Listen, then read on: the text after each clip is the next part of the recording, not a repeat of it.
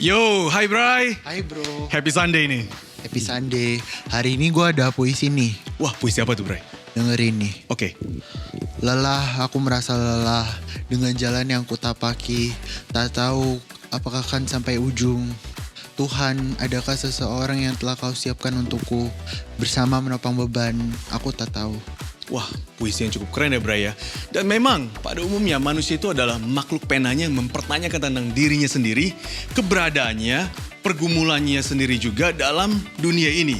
Dan pada umumnya manusia selalu mencoba menemukan siapa sebenarnya dirinya dengan korelasi hubungan bersama Tuhan dan orang lain. Ya, ini adalah realita yang kita alami ya di kehidupan kita sehari-hari. By the way, saya dengan Kenny dan rekan saya. Saya Brian, salam kenal buat semua. Ya, kami ingin mengucapkan selamat datang di dalam acara online experience kita. Bapak dan Ibu, bro and sis, mau yang Kristen maupun non-Kristen, di The City Light Jakarta dan juga Gracia Community Church Jakarta dan Purwokerto. Bagi siapapun Anda, dimanapun Anda menontonnya, dan kapanpun Anda menontonnya. Tentunya akan lebih menyenangkan dan sukacita kalau kita mengajak teman-teman yang lain untuk join di online hari ini. Wah, benar juga Bray. Tahu nggak, hari ini kita ada kedatangan seorang tamu loh. Yaitu Ibu Kristi yang akan mengajak kita untuk memahami dan belajar lebih dalam lagi tentang hal yang sangat penting. Tentang pribadi kita dan juga relasi kita dengan pribadi Tuhan. Well, itu sangat susah ya, apalagi di dalam hubungan kita dengan Tuhan di masa-masa yang sukar dan sulit ini. Dan tentunya sudah 1 tahun lebih kita di masa yang tidak enak sekali. Ada COVID, ada segala pergumulan hidup kita. Dan semoga melalui sermon ini kita diberikan sebuah pencerahan ya. By the way, Bu Kristi adalah hamba Tuhan di Prime Ministry. Nah, beliau juga pengajar Christian Studies dan Psychology di UPH College. Dan juga merupakan founder di Faith Teach Community. Sebelum itu, Edmi mengajak kita untuk menyanyikan lagu Still.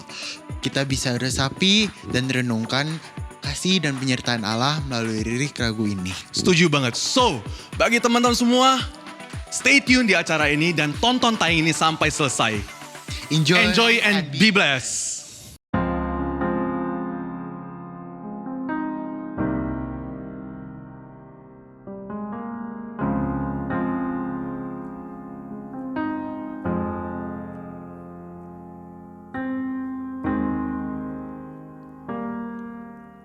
Hide me now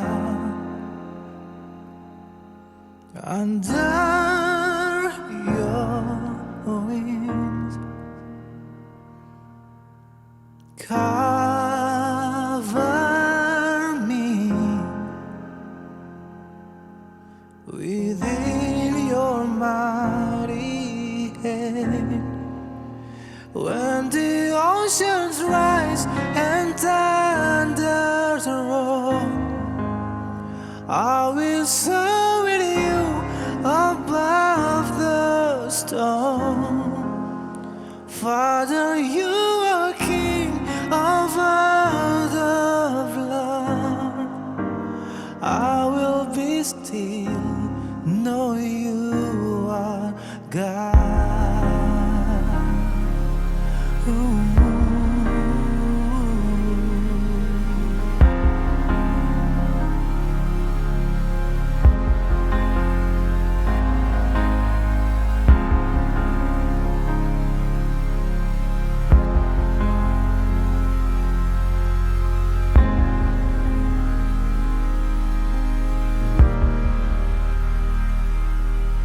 Find rest, my soul, in Christ alone. Now His power in quietness and trust. When the oceans rise and thunders roar, I will soar with you above the storm. Father, you are kings of all of Lord. I will be still and know you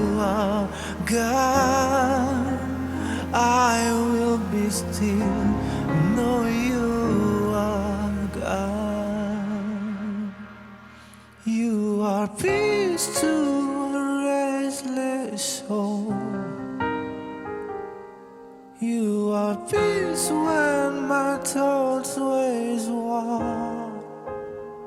Oh, you are peace to an anxious heart. That's who you are. That's who you are. Oh, you are peace when my fear takes hold. You are peace when I feel enclosed. You are peace when I lose control. That's who you are. That's who you are.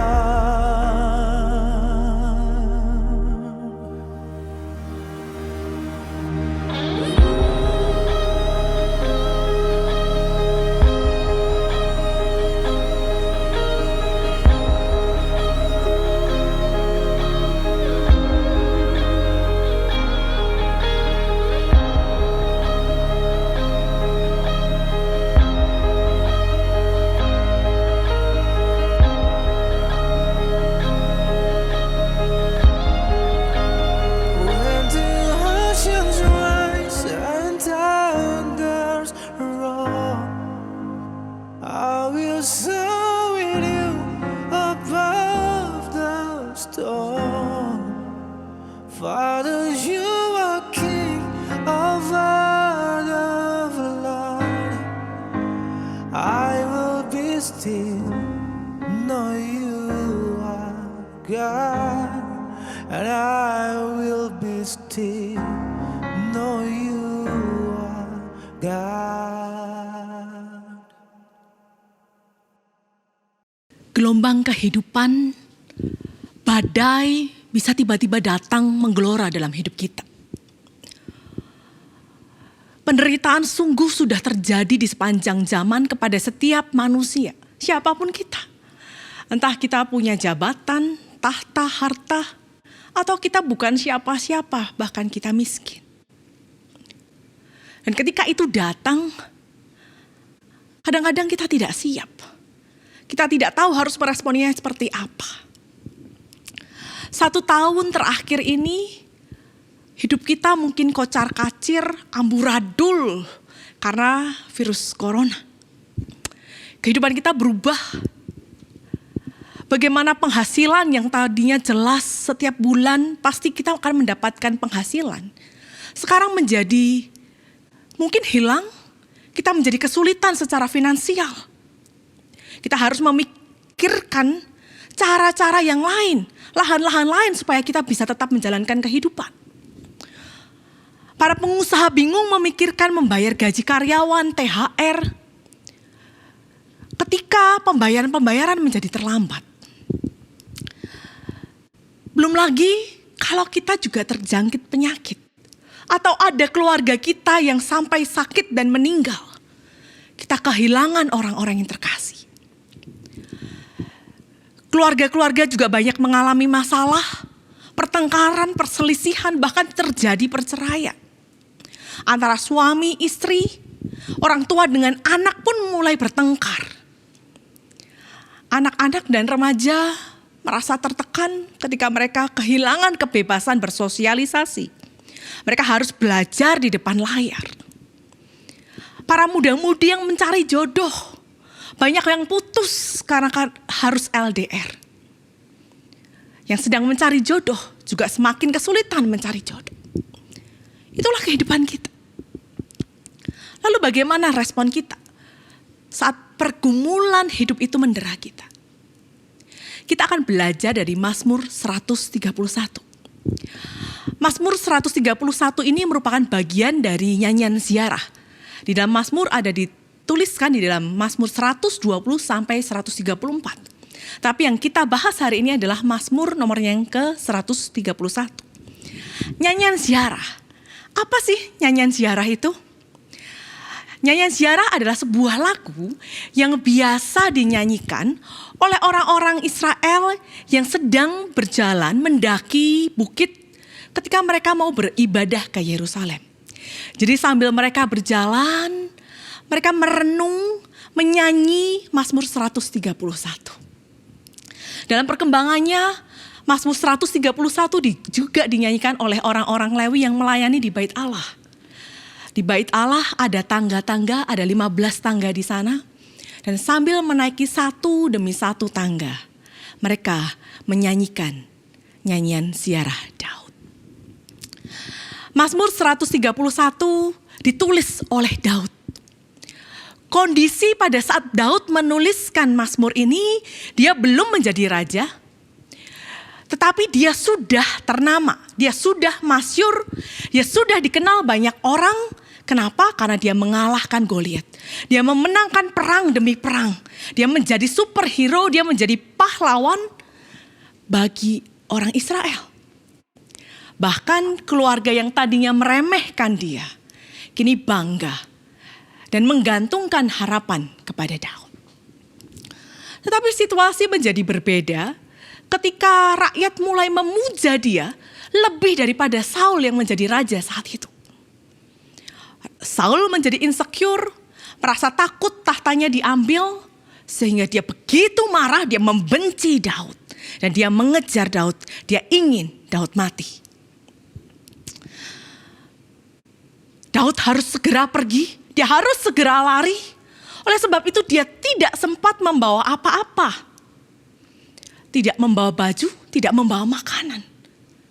Sehingga pahlawan yang punya segalanya tiba-tiba merasa kelaparan dan harus meminta-minta makanan. Dia juga pergi tanpa membawa senjata. Pahlawan tanpa senjata, pahlawan tanpa prajurit. Dia kehilangan rasa aman. Dia biasanya punya pedang, tapi dia sekarang tidak membawanya. Bahkan di awal-awal tidak ada satupun pengikutnya. Meski dalam perjalanan nanti dia kemudian ada beberapa ratus orang yang akan menjadi pengikut Daud. Tapi tetap saja dia kalah secara jumlah dengan prajurit Saul. Secara psikologis dia ditekan. Dia difitnah, dianggap sebagai pemberontak yang ingin mengincar tahta Saul. Padahal setitik pun dia tidak pernah menginginkannya. Belum lagi dia juga cemas memikirkan keluarganya. Keluarganya dianggap sebagai antek-antek. Keluarganya juga terancam. Dia memikirkan keselamatan mereka. Daud, sang superhero, sang pahlawan, menjadi Daud, sang pelarian, yang kehilangan kemampanan dan kenyamanan. Di ayat yang pertama, Daud berkata, "Tuhan, aku tidak tinggi hati dan tidak memandang dengan sombong. Aku tidak mengejar hal-hal yang terlalu besar atau hal-hal yang terlalu ajaib bagiku." Di tengah semua kesulitan yang ada, dia berseru kepada Tuhan. Dia jujur datang karena dia gak ngerti kenapa dia harus alamin ini. Dia tidak bersalah, tetapi dia harus mengalami satu demi satu penderitaan yang ada. Daud di dalam kesulitannya datang dengan otentik, dengan kejujuran, dengan keterbukaan. Iya, ini aku Tuhan. Lihat aku dalam ketidakberdayaanku. Nyanyian Ziarah ini membawa kita, mengajak kita untuk melihat, merenung saat ini. Siapa kita dan siapa Tuhan? Saudara-saudara, ketika kehidupan itu menjadi sulit, biasanya ada orang-orang yang memang secara sehat jiwa bisa menghadapi kesulitan itu. Tetapi ada banyak dari kita yang kemudian menghadapi kesulitan itu dengan defensif. Kita mempertahankan diri dengan mekanisme pertahanan diri yang mungkin tidak sehat. Ada dari kita yang mungkin mencoba denial, ya. Dengan apa? Tidak mau menghadapi realita tetapi melakukan atau menyatakan perkataan-perkataan iman. Aku pasti sembuh, semua akan baik-baik saja. Di depan orang kita juga tertawa seolah tidak terjadi apa-apa. Padahal di dalam hati begitu hancur. Kita juga kerap kali rasionalisasi. Oh ya, ini pasti terjadi karena memang ini takdirku. Atau kita merasa emang aku nih berdosa, aku nih salah, jadi ya wajar kalau aku tuh menerima kesulitan ini. Sebagian lagi mungkin merepress, menekan, memendam, sehingga dia tidak lagi mau menghadapi realita itu. Karena terlalu menyakitkan. Sehingga akhirnya kita menjadi apa? Menjadi sangat pencemas, lupain itu, tidur tidak nyenyak. Bahkan muncul mimpi-mimpi buruk ketika terus ditekan. Sebagian kecil dari kita mungkin sampai merasa mati rasa, numb. Kita tidak lagi bisa merasakan kebahagiaan, kita juga tidak merasakan apa itu kesedihan. Memang Daud di ayat yang kedua berkata, sesungguhnya aku telah menenangkan dan mendiamkan jiwaku, seperti anak yang disapih berbaring dekat ibunya. Ya, seperti anak yang disapih, jiwaku dalam diriku.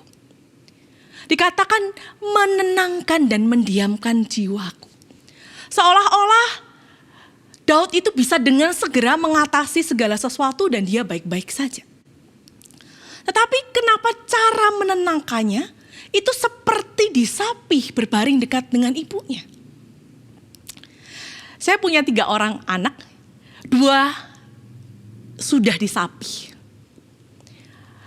Nah, masa bayi ya, begitu lahir sampai 18 bulan, itu bisa dikatakan sebagai fase oral. Ya, fase oral adalah fase di mana seorang bayi, seorang anak itu merasa nyaman ketika ada sesuatu yang masuk ke mulutnya. Dia mengenali barang baru, sesuatu yang baru dari mulut. Dia merasa nyaman, senang, tenang, damai dari mulut. Nah, biasanya kadang-kadang ada barang yang dimasukkan. Tetapi yang pertama-tama dia kenal biasanya adalah dalam proses menyusu. Entah melalui botol atau menyusu langsung. Nah, kalau dia menyusu langsung, maka keterikatan dengan mulut itu semakin besar. Karena apa? Di dalam proses menyusu dia juga merasakan kehangatan dekapan seorang ibu. Selama beberapa bulan, dia sudah merasakan itu. Saat dia senang, dia menyusu. Pada saat dia sedih, dia nyusu. Pada saat dia marah, dia gelisah, dia tidak nyaman, dia dengan mudah ditenangkan ketika dia disusui ibunya. Tetapi usia semakin bertambah. Kebiasaan di Indonesia anak 2 tahun mulai disapih. Ya, kalau orang-orang Yahudi pada saat itu 3 tahun lebih. Jadi bisa dibayangkan bagaimana proses kelekatan itu mereka jauh lebih besar. Dan ketika disapih, meskipun saya ya sudah mempersiapkan anak saya sejak umur 1 tahun dikasih tahu, wah udah 1 tahun, udah besar. Sekarang mulai belajar minum dari gelas ya. Itu diulang-ulang sampai 2 tahun, bahkan sampai 2 tahun 4 bulan. Tapi pada saat titik itu tiba, apakah anak langsung berkata, oke mama aku minum dari gelas, aku tidak perlu nyusu, aku tidak perlu nen. Ketika apa yang menjadi sumber kenyamanan itu diambil. Mereka menangis, mereka berteriak. Meskipun saya beri mainan, diajak cerita, dipeluk, mereka tetap menangis, mereka tetap merontak. Aku maunya nen mama, aku maunya nen mama, aku maunya nyusu. Aku ingin ASI mama, aku ingin disusui mama. Sehingga di dalam kefrustasian, anak saya itu sampai nangis teriak, mama, mama, aku sayang mama, aku sayang mama. Rayuan diucapkan supaya dia mendapatkan kembali kenyamanan itu. Dari teriakan aku sayang mama, sampai teriakan mama jahat, mama jahat. Tapi dia tetap memegang saya. Dan dia tetap ada dalam dekapan saya. Tuhan itu menciptakan manusia sebagai manusia yang punya emosi. Manusia punya berbagai macam emosi. Minimal ada 8 emosi dasar yang kemudian bisa dikembangkan dengan ratusan variasi. Klasifikasi emosi ini ada di dalam buku Emotional Intelligence ya. Ada kemarahan, manusia itu bisa marah, bermusuhan, ya kesel ya. Manusia juga bisa merasakan emosi negatif, sedih, mengasihani diri, putus asa. Manusia juga bisa mengalami ketakutan, gugup, gelisah. Tapi dia juga bisa merasakan kenikmatan, kegembiraan. Dia bisa merasakan cinta, penerimaan, kepercayaan. Dia juga bisa terkejut. Tapi dia juga bisa merasa jijik. Ada rasa hina, cemooh, enggan. Dia juga bisa merasa malu. Ini adalah sebuah anugerah dari Tuhan. Pemberian dari Tuhan sehingga kita itu bisa merasakan emosi negatif dan emosi positif. Nah, masalahnya ketika kita ada di dalam masalah, kadang-kadang kita itu lebih memilih emosi yang positif karena emosi yang negatif itu tidak menyenangkan. Tapi kalau kita tadi melihat Daud, di ayatnya yang pertama, Daud sebetulnya tidak serta-merta langsung di dalam posisi atas. Dia bisa langsung menerima? Enggak. Dia bertanya, dia gak ngerti kenapa menerima ketidakadilan. Juga di Mazmur-Mazmur Daud yang lain. Daud tanya, kenapa Tuhan kau lupakan aku? Kenapa engkau meninggalkan aku? Daud juga seringkali berkata, aku meneteskan air mataku. Di dalam kemarahan, ketidakterimaan, ketidakmengertian, Daud bertanya, namun tetap ada dalam dekapan Tuhan.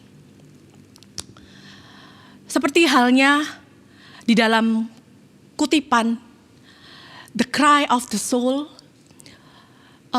Dan Allender dan Trample Roman itu merangkumkan ya betapa emosi yang jujur, otentik itu begitu penting. Dia berkata bahwa mengabaikan emosi itu berarti kita itu mengabaikan kenyataan. Dan kita itu mendengarkan emosi, saat kita mendengarkan dan kita jujur, maka itu membawa kita pada kenyataan yang bahkan bisa membawa kita ketemu dengan Tuhan. Dengan mengabaikan emosi yang kuat, kita itu bersalah pada diri kita sendiri. Dan kehilangan kesempatan yang luar biasa untuk kenal Tuhan. Oleh sebab itu kita semestinya datang dengan kejujuran dan kerentanan yang brutal, yang radikal ketika berhadapan dengan Tuhan. Hal itu selaras dengan kesaksian di dalam buku A Grace Disguised. Ada seseorang yang kehilangan wanita yang dicintai dalam satu waktu. Dia kehilangan ibunya, dia kehilangan istrinya, dia kehilangan anaknya. Karena kecelakaan. Bagaimana kalau kita ada dalam posisi itu? Betapa dia kehilangan, dia berduka, dia marah, dia kecewa. Tetapi kemudian dia memilih belajar sesuatu dari tragedi itu. Dia berkata bahwa dia tidak memilih langkah untuk menuju ke matahari, mencari hal-hal yang terang, yang positif. Tetapi dia melangkah ke timur, ke arah kegelapan. Ketika dia berjalan ke arah kegelapan, dia bukan berhenti, hanya diam dan mengasihani diri. Dia berjalan di dalam kegelapan itu. Tapi dia berjalan bersama dengan Tuhan. Oleh sebab itu, saudara-saudaraku, mari izinkan emosi negatif yang sedang Anda rasakan, bawa itu kepada Tuhan. Boleh kita berkata, Tuhan aku marah, aku sedih, aku kecewa, aku gak tahan. Sampai berapa lama lagi Tuhan? Kenapa ini terjadi? Izinkan emosi itu kita rasakan tanpa menyensornya. Bawa dalam dekapan Tuhan dan terus still tinggal di sana. Sampai satu titik kita mulai bisa melihat dalam perspektif yang berbeda. Tidak tinggi hati artinya tidak sekedar kita itu jauh tidak lebih sombong daripada orang lain. Kita tidak menghina orang lain. Tetapi tidak tinggi hati seperti yang dimaksudkan oleh Daud. itu juga berarti kita itu berani melepaskan kontrol diri dengan berharap kepada Tuhan. Saat anak saya tadi disapi, memang dia berteriak, dia menangis, dia berseru sampai mungkin 2 jam. Tapi sampai satu titik, dia berkata dengan nafas yang sudah mulai pelan, masih dengan sedikit terisak, dia berkata, "Mama, aku udah gak mau nen." "Enggak Mama, aku gak mau nen. Aku gak mau nyusu. Aku cuma mau Mama. Aku cuma mau Mama. Aku cuma mau Mama." Saat kita disapih, pergumulan begitu berat dan tak tertahankan. Bukan berarti kita sedang dibuang. Karena sesungguhnya kita tidak pernah dipisahkan dari Tuhan. Tetapi kita sedang dipisahkan dari sesuatu yang bukan esensial, bukan yang utama yang kita butuhkan. Kita sedang disapih dari kontrol dari ego kita. Dan ketika kita mulai dapat menerima situasi itu, kita mulai berharap kepada Tuhan, mempercayakan diri kita kepada Tuhan. Seperti apa yang diungkapkan Daud di ayat yang ketiga. "Berharaplah kepada Tuhan, hai Israel, dari sekarang sampai selama-lamanya." Ketika kontrol diri itu dilepaskan, kita mulai bisa memandang kebaikan Tuhan. Di situasi pandemi, membuat kita mulai melihat bahwa ada banyak hal yang memang tidak dapat kita pegang. Segala sesuatu bisa terjadi tanpa kita kontrol. Itu membuat kita mestinya menyadari bahwa kita itu terbatas. Kita itu punya limit. Sehingga membawa kita untuk berseru, berserah, berharap kepada Tuhan.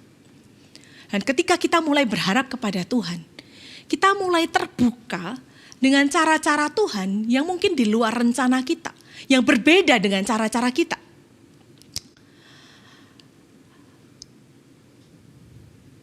Kehidupan saya juga jatuh dan bangun, kesulitan, kesukaran juga silih berganti. Tapi saya mau sharingkan salah satu kejadian yang terjadi di Juli tahun 2020.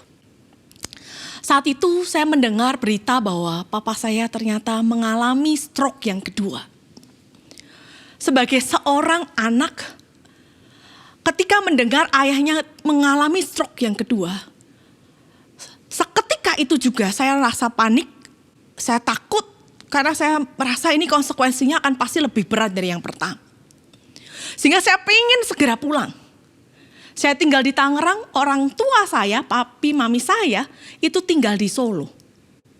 Jadi yang saya pikirkan adalah, oh ya, bagaimana cari pesawat, aku mau segera pulang, aku harus nengok orang tuaku, aku harus ngebantu mamiku. Tetapi di saat seperti itu, keluarga besar maupun orang tua saya menyarankan saya tidak pulang. Alasannya adalah saat itu saya sedang hamil muda. Saya juga punya masalah medis saat itu. Saya punya 2 anak yang masih kecil. Saya juga masih harus bekerja. Sehingga alasan yang rasional itu disampaikan kepada saya. Secara rasio saya mengerti. Tetapi hati saya tidak. Saya mau pulang. Saya mau ada di sana. Saya mau terlibat dengan tangan saya sendiri membantu dan merawat mereka. Tetapi tidak bisa. Hari itu saya terus-menerus menangis. Air mata saya tidak bisa terbendung. Tapi kemudian saya menerima 2 telepon. Yang pertama dari sepupu saya yang usianya jaraknya 6 tahun lebih muda dari saya. Yang telepon yang kedua dari sepupu saya yang lain yang usianya 19 tahun lebih muda dari saya. Sanita dan Melisa. Mereka langsung telepon, mereka mengempati saya. Dan mereka berkata, Cik, aku di sini dengan mami papimu. Biarkan aku menggantikan kamu. Biarkan tanganku menjadi tanganmu. Biarkan pelukanku menjadi pelukanmu. Dan mereka benar melakukan itu. Mereka yang ke sana, mereka memberikan kasur untuk mami saya tidur di malam hari, cari vitamin, makanan. Bahkan ketika sepupu saya yang umur usianya lebih muda, 19 tahun tadi, melihat mami saya sudah begitu capek. Dia berpikir, wah, Wak Min ini harus dipijet. Tapi aku gak bisa. Dia panggil sepupu saya yang satu lagi untuk datang mijitin. Padahal sepupu saya yang satu juga udah kerja capek tengah malam. Dia datang untuk memijit mami saya. Foto demi foto diberikan kepada saya. Semestinya saya bersyukur. Ya, ada orang-orang yang begitu sayang kepada orang tua saya. Tapi ego saya tetap ada rasa yang sakit di hati saya. Semestinya itu aku. Semestinya itu tanganku. Biasanya ketika mami saya sakit, saya yang memijat. Dan ketika melihat foto sepupu saya yang memijat, satu sisi saya bersyukur. Tapi satu sisi itu menyesakan saya. Namun situasi itu membuat saya belajar untuk menerima peran yang tidak signifikan. Memberi ruang bagi sesamaku untuk melayani dan hadir untuk aku. Sama seperti yang diteladankan oleh Daud. Dia juga ingin dengan tangannya menjaga keluarganya. Tetapi dia harus pindah dari satu tempat ke tempat yang lain. Ketika dia memaksakan dia harus membawa keluarganya, maka itu membahayakan keluarganya. Oleh sebab itu dia menitipkan kepada Raja di Moab. Dia mau menerima peran yang tidak signifikan. Supaya apa? Supaya orang lain, sesama, itu bisa melayani dan hadir bagi kita. Itu menjadi sesuatu yang sulit, bukan? Kadang-kadang ego kita ingin kita yang melayani, kita yang memberi. Tapi ada momen di mana Tuhan ingin kita itu memberikan ruang itu kepada orang lain. Dan ketika kita bisa sampai pada tahap itu, maka kita mulai punya perspektif yang berbeda. Kita mulai bisa melihat keindahan, kita mulai bisa melihat kebaikan Tuhan. Tetapi jika saat ini, saudara-saudara dalam situasi yang belum bisa melihat itu, saudara belum bisa melihat kebaikan Tuhan, belum bisa melihat keindahannya. Mungkin saudara masih berkata, Tuhan, aku pengen, tapi aku belum bisa. Atau ada saudara yang berkata, aku bisa tapi aku belum mau Tuhan, hatiku masih keras. Atau mungkin kita berkata, kadang aku bisa Tuhan lihat keindahan dan kebaikan-Mu. Tapi kadang aku gak bisa. Karena aku ini begitu labil. Saya mengajak saudara-saudara untuk tetap memandang Dia. Tetap diam dalam dekapannya. Sampai waktu itu tiba, di mana kita rela menjadi tidak berdaya. Kita rela merasakan dekapan dan cinta Tuhan. Ajakan saya buat saudara-saudara yang non-Kristen. Yuk kita berdoa kepada Tuhan. Tuhan, utuslah orang yang dapat menemaniku dalam pencarianku untuk menemukan-Mu. Orang yang mau diam ketika aku butuh didengarkan. Dan aku bisa diam ketika ada di dekat Dia. Orang yang mau mendengarkan aku, tapi aku juga mau mendengarkan Dia. Orang yang percaya kepadaku, dan aku percaya kepada Dia. Orang yang tulus kepadaku, dan aku pun bisa tulus kepada Dia. Bagi saudara-saudara yang Kristen, ada dua ajakan saya. Yang pertama adalah, mari kita beri ruang untuk orang lain. Bukan berarti kita ingin dilayani, bukan berarti kita ini sok-sok mau jadi bos, bukan. Tetapi dalam hidup kita saling melayani. Biarkan mereka juga melakukan kebaikan-kebaikan untuk kita. Tanpa kita harus selalu berpikir gimana membalasnya. Yang kedua, saya mengajak kita untuk hadir bagi orang lain, bagi sesama kita. Saudara-saudara ada di dalam komunitas gereja yang luar biasa, yang memberikan ruang supaya kita itu otentik, memberikan ruang kepada kerapuhan. Setiap kita yang pernah dan mungkin sedang terluka, merasakan penolakan, terabaikan. Yuk, kita tidak sekedar meratapi diri dan nasib. Tapi yuk kita hadir bersama-sama untuk teman-teman kita. Berjalan bersama di dalam kegelapan ini bersama-sama di dalam dekapan Tuhan. Kalian bisa mengontak 1-2 orang teman di dalam City Light, di dalam gereja kita. Tapi saya juga sangat menyarankan untuk kita coba ajak ngobrol, bicara dengan Coach Jason, para hamba Tuhan, para pemimpin kelompok kecil, para pengurus. Mereka yang biasanya melayani kita. Mereka juga manusia. Mereka bisa menangis, mereka bisa mengalami kesepian, mereka bisa merasakan udah tidak tahan terhadap kehidupan. Yuk, kita hadir. Jangan berpikir bahwa Anda hanya jemaat. Kehadiran saudara-saudara sungguh berarti bagi mereka. Mari kita berdoa. Tuhan, Engkau melihat kami. Kami manusia yang rapuh. Kami manusia yang tidak stabil. Namun Engkau selalu ada bagi kami. Ajari kami untuk mempercayakan diri kepada Engkau. Ajari kami untuk mulai belajar merasakan hadirat Tuhan. Sehingga dalam kehidupan yang penuh liku ini, kami boleh tetap maju berjalan di dalam kegelapan. Sampai satu titik kami melihat terang dan kami bisa melihat kehidupan dalam perspektif yang berbeda. Kami mau serahkan setiap kami di dalam tangan Tuhan. Kiranya kasih anugerah dari Allah Bapa, teladan tuntunan daripada Yesus Kristus, dan penyertaan Roh Kudus beserta dengan kami saat ini dan sepanjang masa. Amin.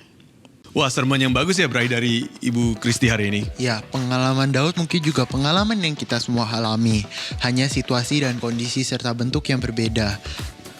Jadi tergantung ini ya, sikap kita ya. Ya, sikap kita dalam menghadapi penderitaan pun macam-macam. Ada yang merasa takut, merasa gelisah, merasa khawatir, bahkan ada yang kehilangan kepercayaan kepada Tuhan. Tapi ada juga yang sebaliknya, Bray. Ya, sebaliknya pun ada yang semakin berjuang dan bertahan dalam menghadapi semua itu dan tetap mengikuti Yesus Kristus, bahkan lebih religius lagi. Wow, jadi tergantung siapa sih kita gitu ya. Iya, jadi siapa kita dalam menghadapi penderitaan dan kesulitan. Yap, benar. Jadi terlepas dari apapun agama kita, siapa sih yang kita imani, kita mesti ingat satu hal. Ketika kita berada di masa yang sukar, di posisi yang sangat sulit, itu bukan berarti kita sedang dipisahkan atau bahkan dibuang ya Bray.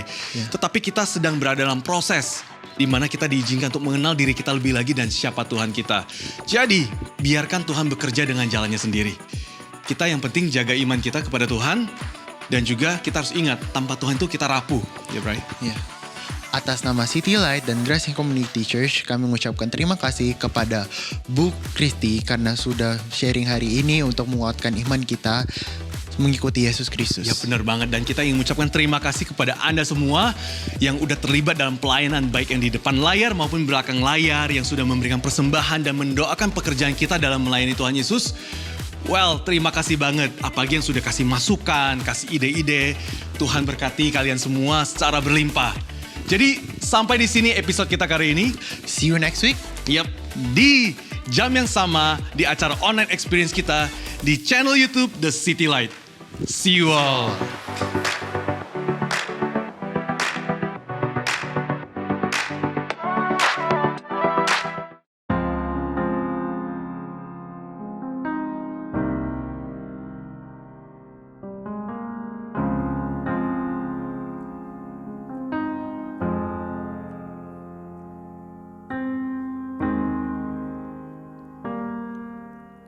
Hide me now under your wings. Cover me within your mighty hand. When the oceans rise and thunders roar, I will soar with you above the storm. Father, you are King of all the blood. I will be still, know you are God.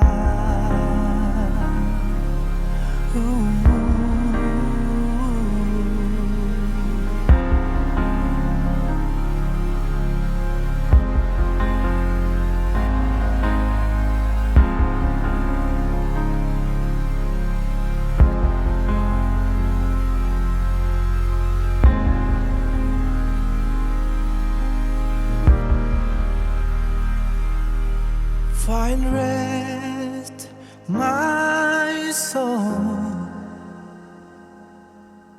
in Christ alone. Now His power in quietness and trust. When the oceans rise and thunders roar, I will soar with you above the storm. Father, you are kings of all of Lord. I will be still and know you are God. I will be still, know you are God. You are peace to a restless soul. You are peace when my thoughts ways war. Oh, you are peace to an anxious heart. That's who you are. That's who you are. Oh, you are peace when my fear takes hold. You are peace when I feel enclosed. You are peace when I lose control. That's who you are. That's who you are.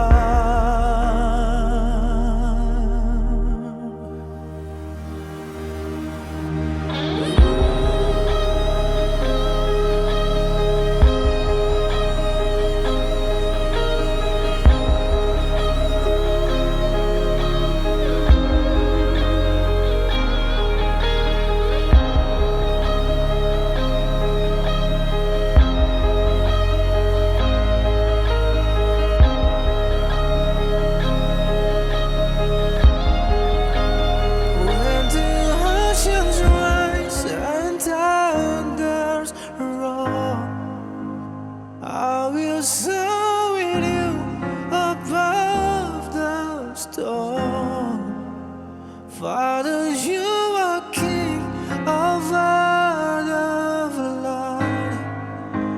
I will be still, know you are God, and I will be still. Know you are God.